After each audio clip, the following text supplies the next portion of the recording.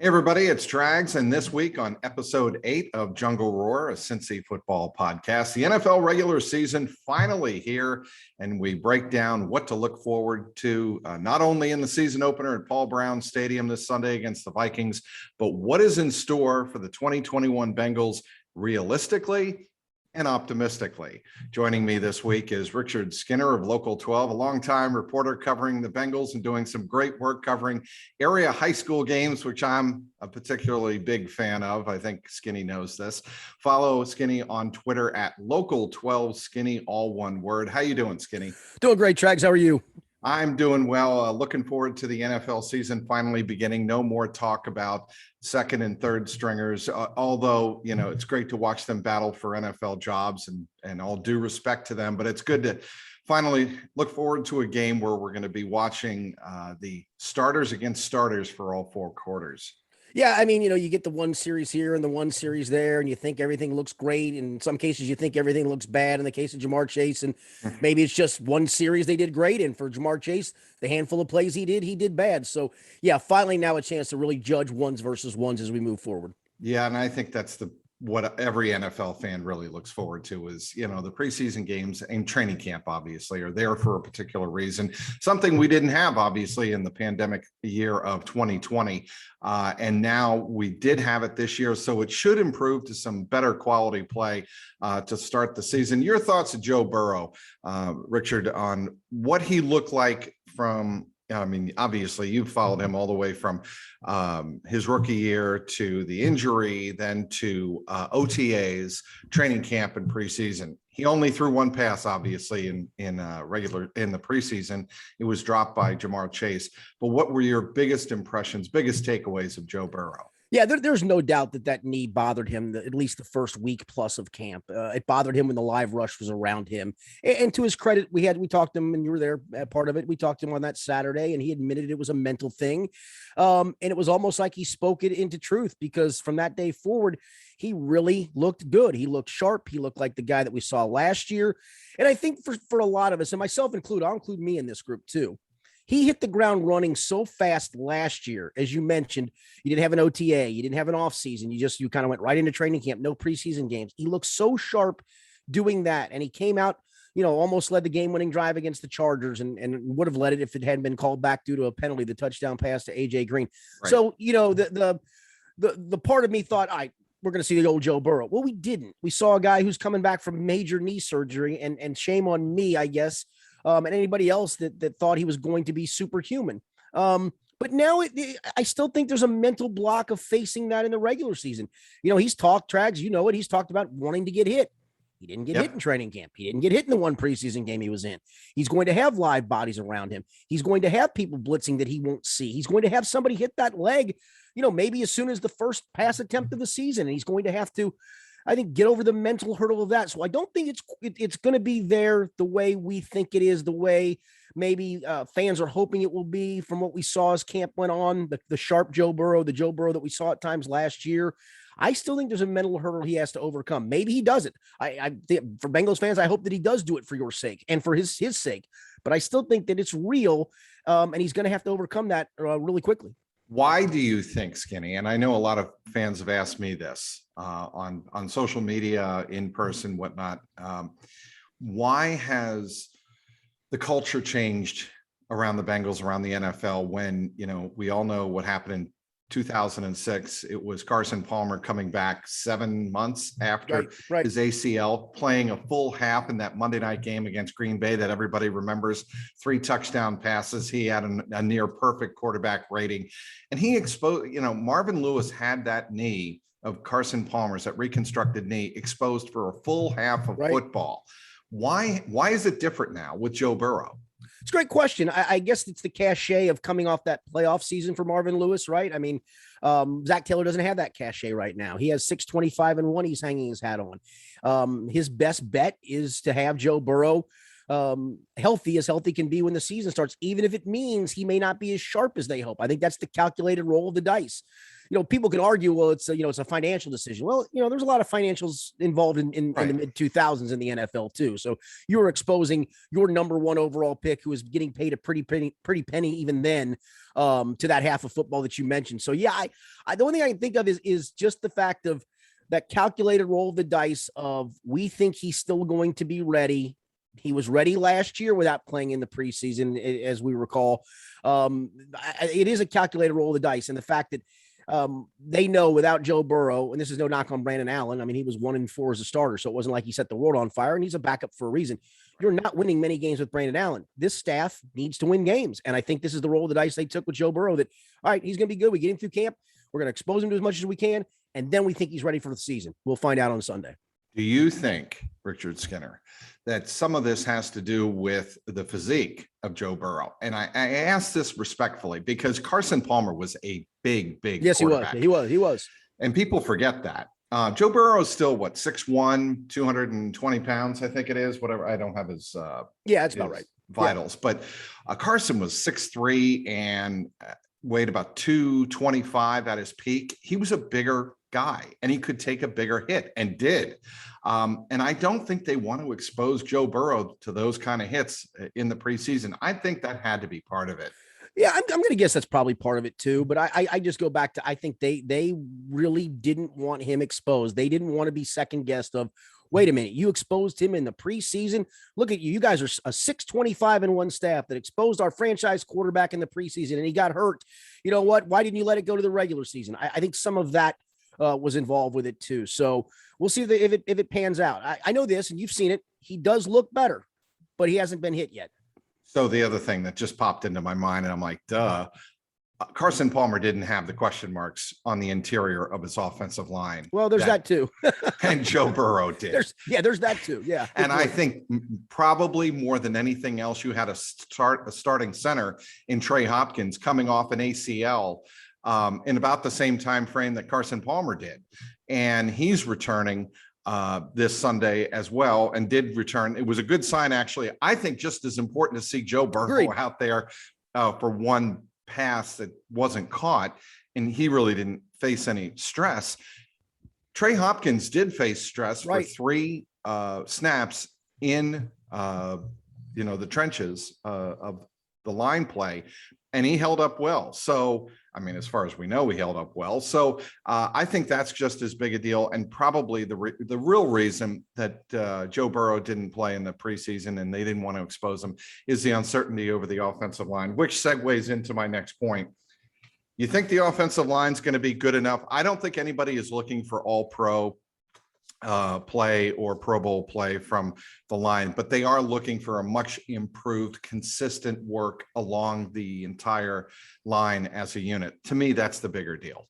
Yeah, and I'll throw a stat at you, and it could be a meaningless stat because it occurred in the last 4 games of last year, and sometimes that's, other teams are banged up too. Right. But that was at a time when Jonah Williams was out, and Jonah Williams is back now, so you're certainly better at left tackle from those last 4 games. Riley Reif is an upgrade over Bobby Hart. But in those last 4 games, your starting right guard was Xavier Su'a-Filo, your starting center was Trey Hopkins, who did get hurt in the finale, and your starting left guard was Quentin Spain. They gave up all of 4 sacks in those 4 games. It was 2-2-0-0 were the sack totals over the last 4 games. That to me seems like Xavier Su'a-Filo and Quentin Spain more than held up their end of the bargain. Now you got your starting left tackle back who didn't play those last 4 games. You've got an upgrade at right tackle. Yep. I think this offensive line has it's not going to be the 88 Super Bowl offensive line by any stretch of the imagination, but I think it is more than serviceable. They gave up an average of 3 sacks a game last year. Some of that too, if you look, I mean, Joe Burrow dropped back an average drags of about 44 times a game. I don't care how good your offensive line is, you're exposing a guy dropping him back 44 times a game. So some of it was on the offensive line. Don't get me wrong. I'm not here to absolve them of some of the blame of Joe getting hit and Joe getting sacked the 32 times he got sacked in 3 games. But when you're dropping a guy back 44 times, you're going to take some sacks. I made a bold prediction for every position group in a column I did on local12.com yesterday. And one of them was, I think this line averages giving up less than 2 sacks a game. I think some of it's going to be the reliance more on the running game is going to help some things. I think it's going to be a little bit more of quick passing game to not expose Joe to as many hits with the knee. And I do think you're going to see improved offensive line play. I think you saw that down the stretch of last year. I'm very impressed with Quentin Spain. He is somebody I think people look past. He is a people mover. He's big. And I think they can run behind him. I think he is going to, and from what, like you said, what I saw of him last year, and especially in the second half of last year, I was very impressed with him. And I think he can be a stalwart in the middle of that offensive line. And I think Trey Hopkins is a veteran you can rely on. Sure. All right, Jamar Chase. Yeah, hang on. Don't throw me a pass. Here's the deal.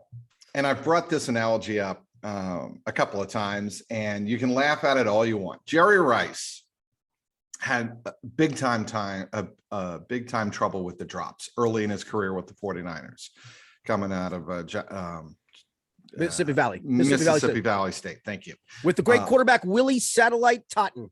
Is that right? That's right. That was his name, Satellite. I did not know that. You could ask me that question and I would take a million guesses and I would never guess Satellite Totten was Jerry Rice's quarterback at Mississippi Valley.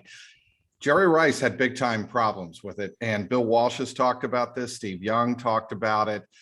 Joe Montana alluded to it because he played with him for early in his career. And he managed to get over that.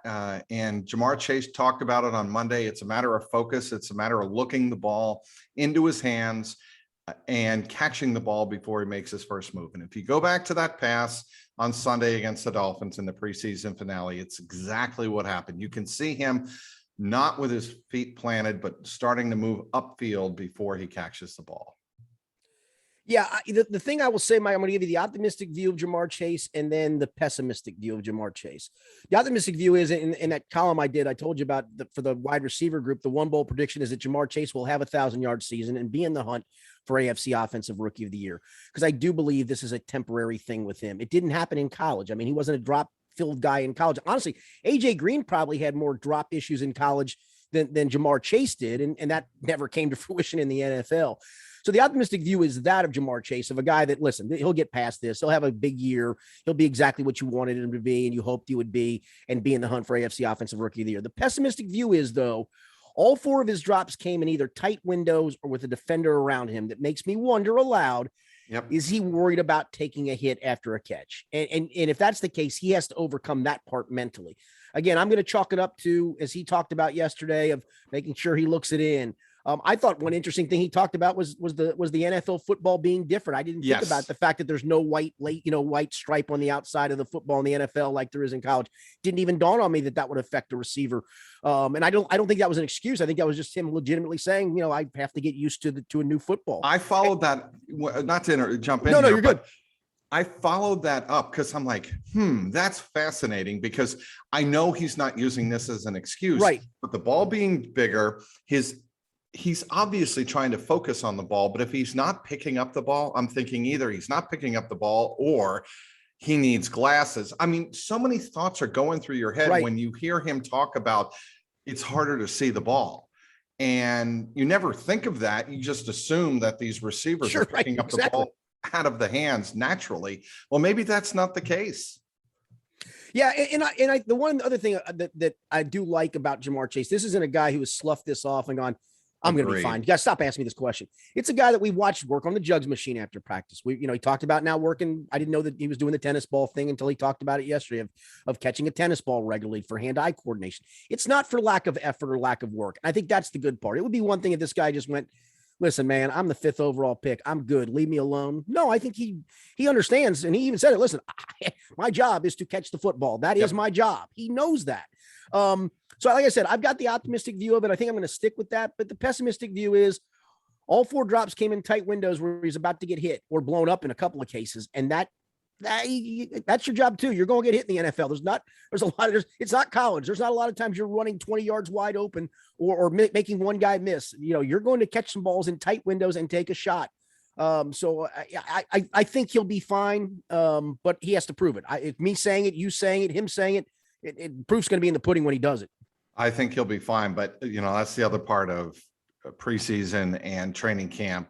You can't really hit anybody. And your own defensive back. These aren't the 75 Steelers, the That's right. 76 Steelers who are It's not killing Lynn Swan in practice, right? Yeah, it's not Jack Tatum back there blowing up his own guys. Right. But I think Jamar Chase is going to be an important part of this offense. I hold the optimistic view. I love what I've seen out of T. Higgins. I have too. And I just think his hands, his size, his frame, he could be a big time receiver, 20 TDs, over 1,000 yards. I really am, I'm buying on T. Higgins. Yeah, and I think he's gained a little bit of speed too. I don't think he's going to ever be an outside burner, and he's not going to be that guy. But he's also a guy, you play press man on him and he can get off of your press. He's going by you. And so he just gives you a wide variety of things he can do. He can make that 3rd and 7 contested catch for a first down. He can turn a 7-yard slant into a 20-yard plus gain. He can get by some people up the sidelines. You're not running on 10 go routes a game and saying, boy, I hope we hit a couple of these, but he can do that. And so I'm with you. I think he's poised for a huge year. Almost to the point where I think that's where defenses are going to have to start focusing their safeties towards T. Higgins than to probably Jamar Chase, or certainly even to Tyler Boyd in the slot. I think a lot of times it's going to be coverage rotation towards T. Higgins, because I think he's going to prove to be a real matchup difficulty for teams. And I think Tyler Boyd's going to be open underneath. Yeah. And I am optimistic that this offense is going to have a lot of options at the disposal of one Joe Burrow. I wrote about it over the weekend. What real quick, it's off the top of my head, your thoughts on Chris Evans? I actually think if he can find his way on the field and they trust him to pick up blitzes for Burrow, he's going to be on the field quite a bit. He is the X factor, a secret weapon. Yeah, I think there's a package of plays for him. I don't think he's going to become your 3rd down back per se. I do believe that they want Joe Mixon to be a regular 3-down back. Yep. I think Samaje Perine does probably spell him, on the series here and there that he's out. But I do think there's a place for Chris Evans. There's a package of plays for Chris Evans. Even if what they put on film in that Miami game is him lined up wide, going by a linebacker, catching a touchdown, that's now on film. That if you're lining him up wide, maybe they don't cover him with a linebacker. Maybe the linebacker actually has to cover Tyler Boyd in the slot.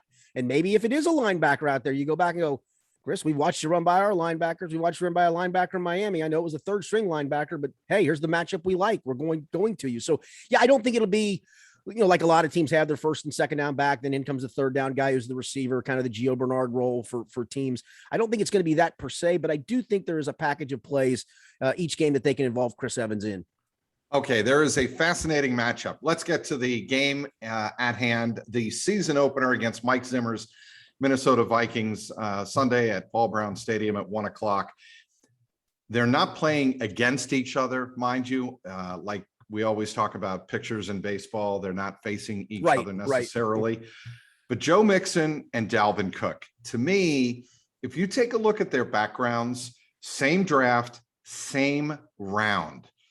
Dalvin Cook and Joe Mixon. Dalvin Cook is considered arguably top 3 running back in the NFL, maybe by some measurements, by some metrics, the best running back in the National Football League.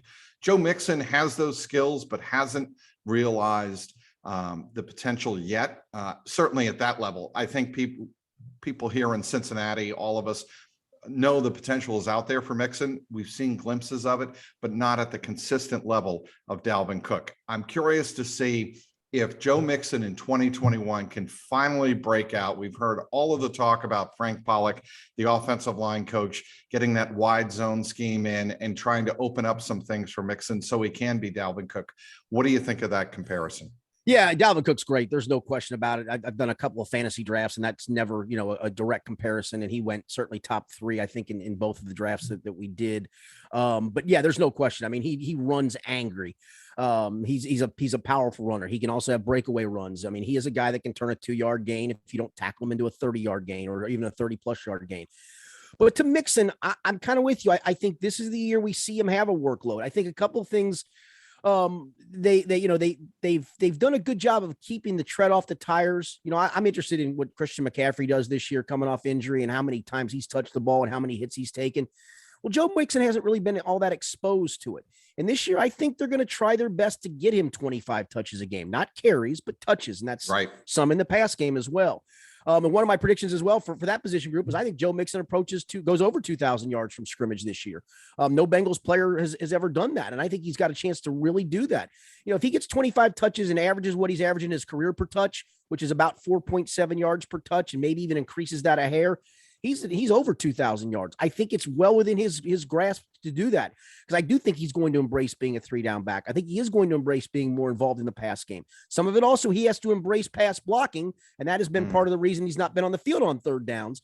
But I think it's the kind of the dangle the carrot. Joe, we want you on the field as long as you can pass block some for us. And if that's the case, I'm with you. And he loves the run scheme. He loves what Frank Pollock does with the wide zone. I think he's embraced all of this. He's looked good in camp, and it's hard to really always gauge that because they only thud, but he looks like he's got burst. He looks like he's perfectly healthy, coming off the injury from last year. I think he has a chance to have a huge year. And honestly, I regret in both of my drafts that I did that I couldn't get him coming snaking back down. He was gone the couple of times I had a chance, because I'm in that group that thinks he has a humongous year for the Bengals.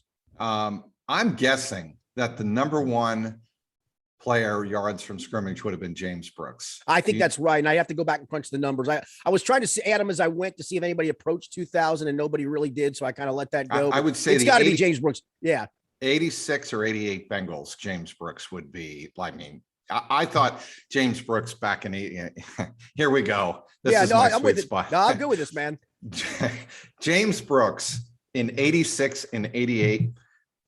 The two of the best seasons I ever saw, offensive seasons I ever saw from a Cincinnati Bengal. I mean, think about this. He averaged over 5 yards a rush. He wasn't just a swing pass catcher. I mean, he was a legit route runner and pass catcher. Did like stuff Chris after Evans the catch, would be. like Chris Evans would be. Right. And the one thing too that he also did, he was Giovanni Bernard blocking. I mean, he was a great blocking running back. And that was in the days where you didn't have I formation, but you had two running backs for the most part, and they'd line up side by side. So if you ran a play to the left and he was the guy on the left, he was blocking for Ickey Woods and vice versa in some of the, or Larry Kinnebrew in 86.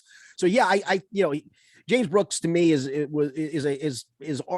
even know, arguably the greatest all around back in Bengals history, in my opinion. No question about that. I mean, he just did so many things. Heck, you kind of forget that back in his early days in San Diego, he was a heck of a punt returner on top of it. He didn't do that with the Bengals, didn't need to. It was kind of a different part of his career, but he was, if I'm not mistaken, returned a punt, I think, for a touchdown in a playoff game once. I know he did in the regular season. He was an all around great player. There's no doubt about that. And Bengal fans may or may not remember this. He fumbled a key kickoff in the 81 Ice Bowl. Yes, he did. For the Chargers. And that was actually a big play in that game. And then a couple of years later, obviously, Pete Johnson goes to San Diego. The Bengals get James Brooks. And a lot of Bengals fans at that time were like, what are we getting here? And then they found out. Okay, I just brought up on my computer, because I am wont to do that during a podcast. In 86, he had 1,087 yards rushing. And average what, 5 yards a carry, probably? 5.3, led the AFC. Good. That's pretty darn good. And he had 686 yards receiving. So that would have been, I'm just doing this right off the top, 1,760 yards. And that's probably got to be the highest. I'm going to guess from scrimmage. I'm going to guess that would be it. 86. I mean, again, the 86 Bengals, that team that didn't make the playoffs because what happened with the Browns the second to last week of the season. Yeah, they came here and blitzed them. I mean, it was like 34-0 or 34-3, whatever. Yeah, it was a beat down. Yeah, that was not good. But yes, that team, to me, if that team had gotten to the playoffs, it could have very much made some noise. Yeah, that offense was ridiculous. Unfortunately, the defense didn't usually match it. Then sadly, in that Browns game, the offense didn't do a thing. No.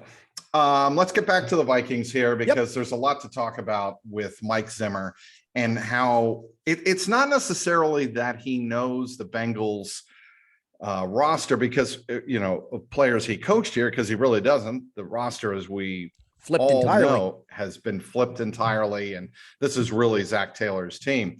But Mike Zimmer has a defense that is much like the Bengals. Richard Skinner has been rebuilt in one off season.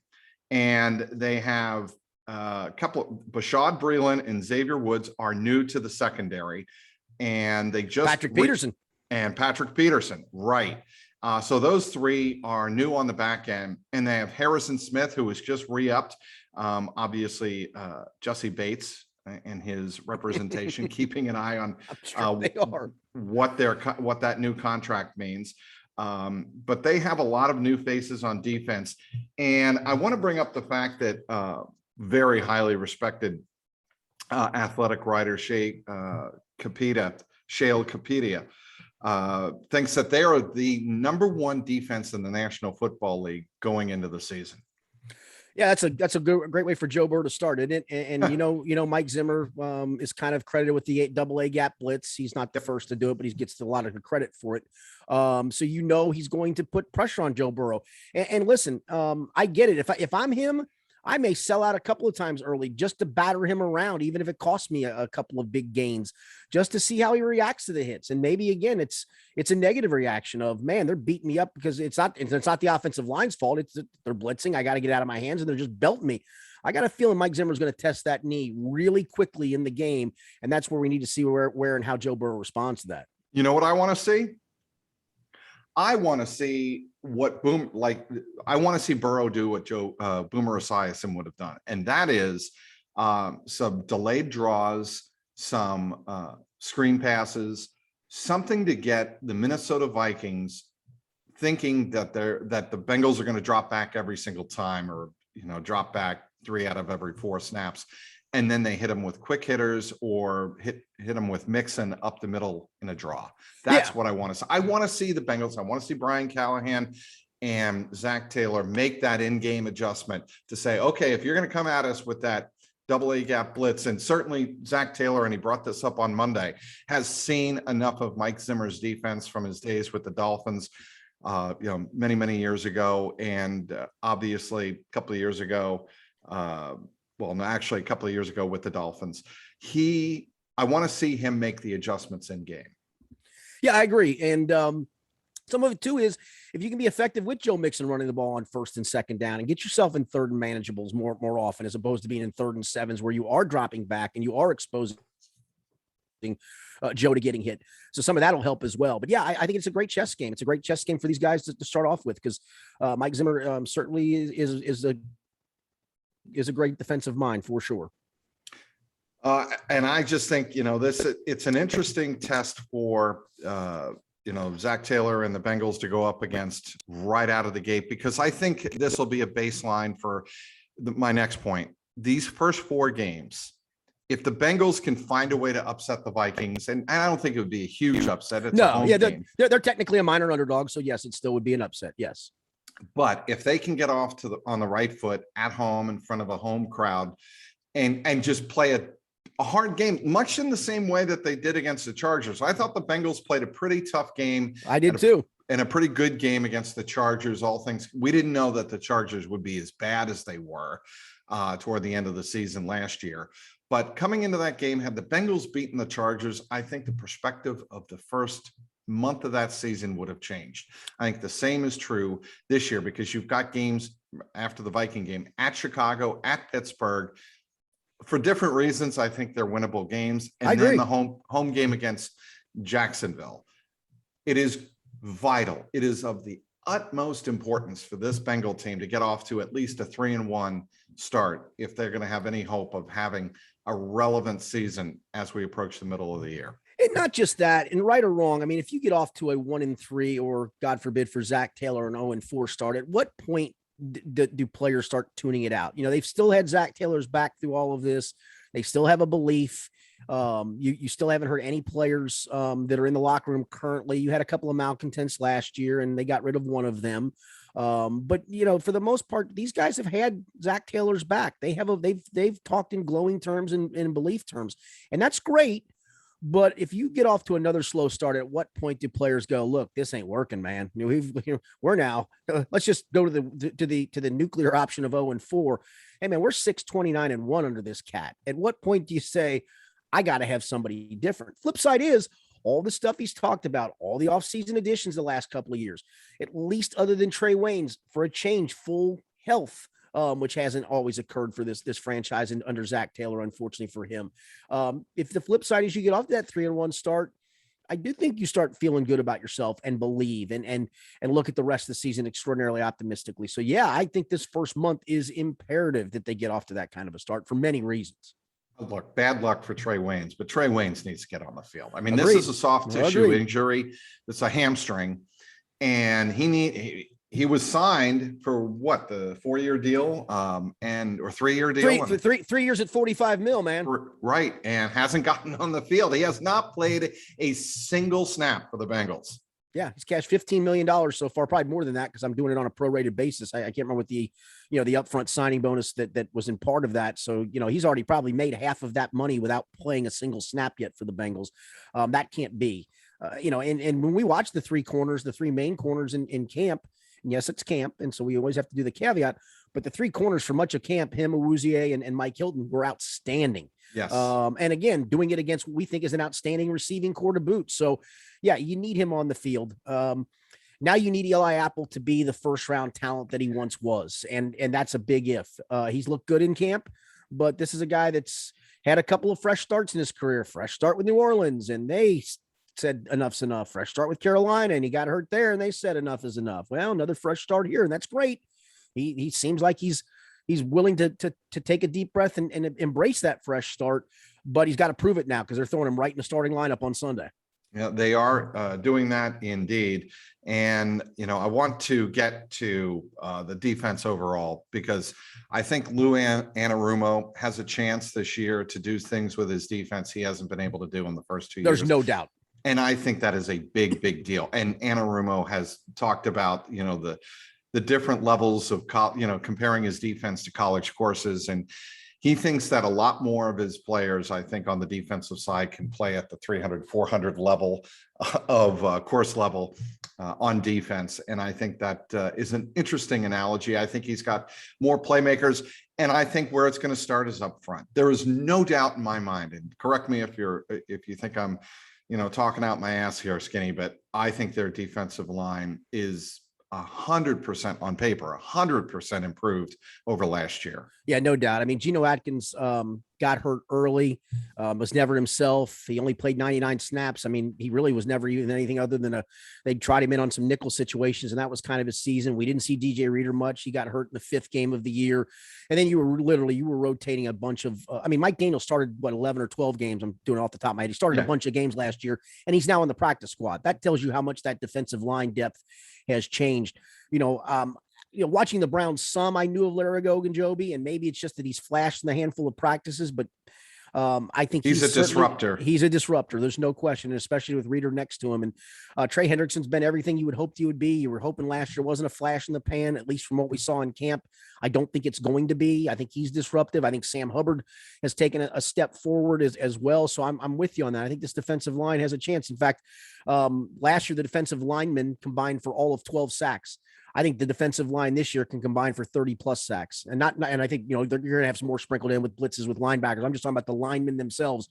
I think the defensive line combines to double and maybe even triple that total from last year. So that'll tell you how much I think that line has improved. I think it's a really, really, it's a good group. And I think the other part too, and I think you've asked this question a couple of times of players. I know I have, of the versatility of the players and the things that they can do on defense. And that's the one thing I think that, while people, got upset that Carl Lawson, they let Carl Lawson walk. Some of this was, I think they want guys who can do a bunch of things even at end. Carlos Dunlap did not like dropping into coverage. No. And that's where the headbutting got involved with him and Lou Anarumo. Lou wants to be able to occasionally do that. Go straight forward. That's all I do. That's getting the quarterback. Yeah. Didn't care about the edge. No, he wanted to do his thing, and Lou wants some versatility. We've seen that. Lou got mad at us a couple of years ago. I think Jay Morrison of The Athletic asked the question, and I was of the ilk too, because we were calling it a 5-man front that he was using, where the two ends end up standing up, and then they bunch 3 big tackles down inside. And he said, no, that's just an old 3-4 defense. I just have my ends playing linebacker. So I think he kind of views those guys at times, the Sam Hubbards and the Trey Hendricksons. And I think that's what Joseph Osai was going to be able to do. I think that's what they saw in his versatility of, hey, he can occasionally drop too. They want to use, I think, Von Bell a little bit more as a blitzer. Von's not great in coverage. It looks like he's improved from last year, but he was a disaster last year in coverage. But he is a good blitzer. We've seen times and a good tackler and a great tackler. Yeah. Yes. But we also seen times this year where we watched Jesse Bates cheat up and blitz, and Von be the single high safety. We've seen Logan Wilson come on blitzes at time and be a disruptor. So I think he's got the personnel from a versatility standpoint that he wants. Mike Hilton is a slot corner, is arguably one of the better blitzing corners in the league. So he's got different pieces. Listen, every defensive coordinator wants to get home with 4, right? That's your goal. Let me get home with. You're not always getting home with 4. You're going to have to send an extra guy or 2 at times. But you also then, if you're going to send guys, you just can't say, well, here's my middle linebacker, he's going to blitz, and here's my safety, he's going to blitz. No, you need to occasionally have that end drop out to where the hot read was there, and there's Sam Hubbard dropping into the hot read area. So I think he's got the personnel to finally do some of the things he wants to do defensively. So, as you know, I covered Bill Belichick, and one of the things I loved about Belichick is he would, you ask him a simple question that was open-ended, he'd give you a great response. And I once asked him, Bill, what makes a good defense? And he said, that's a great question. 2 things: coverage and tackling. And I said, well, what does that mean? How much space is there between the offensive player and the nearest defender? And secondly, when the offensive player gets the ball, how quick does your defense close and how well do they tackle? Yeah, Mike, and a great example of that is you can look sometimes at tackle totals, right? And go, man, that guy's a great player because he's averaging 13 tackles. Was he making those tackles 5 yards down the field? Correct. Or is he making them at the point of attack? There's a big difference there. A huge difference. So if I'm telling Bengals fans what to look for in an improvement in this Bengal defense in 2021, it's not just the defensive front. It's not just disrupting. That's a big part of it. But it's the thing that I saw early in that Tampa Bay game that I was like, it opened my eyes wide, was the Bengals were swarming the ball. There was a defender around almost every single offensive player when the ball was thrown to them. And they were tackling. And Jermaine Pratt had a couple of tackles early in that game, and Von Bell did too. And it just made me think, wow, this is a little bit different than what I'm used to seeing. Yeah, no, and I think we've seen it in camp too. The run fits look good. You hear a lot of almost every run play. You hear set the edge, and you're watching guys do that. I think that's something that Trey Hendrickson is going to be good at, and so is Sam Hubbard. And you go back to Carlos Dunlap, that's just something he wasn't great at. He wanted to, as you mentioned, wanted to get upfield and try to make a play, and occasionally, yeah, he would. Don't get me wrong. I mean, the guy was a great sack artist, and he was a very good end for a long period of time. But at the end, I think he had one direction he wanted to go, and that was the direction he wanted to go. The rest of the defense be damned, and you can't have that. And I don't think you have that anymore. One other thing I would tell Bengals fans to keep an eye on, and Zach Taylor alluded to this on Monday. He wants the Bengals to be playing complementary football. He brought that up a couple of times on Monday, and that means our offense should not be expected to score 30, 35 points. Absolutely. A game. And the offense needs to stay on the field longer to give our defense a chance to rest on the sideline, to be at their optimum toward the end of games, which is when the Bengals have lost games under Zach Taylor. They're deep. There's no better example to me of that than a game they tied. They were beating up the Eagles. Oh, yeah. Last year. They were up 23-16. That game was the Bengals to close out. Their defense looked gassed on the final Eagles offensive drive of the game. They tie the game. We all know how it ends. Ended in a tie that for all the world felt like a loss to Cincinnati. And that has got to change in 2021. And that's what I think Zach Taylor is getting at when he talks about complementary football. And I'll be honest, some of that's on Zach Taylor as a play caller too, because there have been a handful of 3-play, 22-second drives where the defense has come off gassed and he's gone pass, incomplete. Yep. And you look up and you go, all right, hey, I know you want to throw the ball and maybe you had a look that you wanted, but occasionally you need to give that defense at least a bit of a blow. And so that's where, for all the world, he can't drop Joe Burrow back 40 plus times a game. No. And I know sometimes last year's score dictated that and being down in games, et cetera. I do fully realize that, but some of it too was at times, if you're talking about complimentary football, well, then walk the walk and look at your play sheet and go, you know what, whatever it is, be damned here, run around the football a couple of times just to chew a minute and a half or so off the clock, even if it puts us in a 3rd and 5 or a 3rd and long, just to make sure that we're not burning 22 seconds of clock and our defense is right back out there tired. Best case scenario in 2021, Bengals go 11-6. How about you? Yeah, I'm going to go 10-7 best case. Most of the predictions I've seen for people winning this division have whoever the division winner is at 10 wins.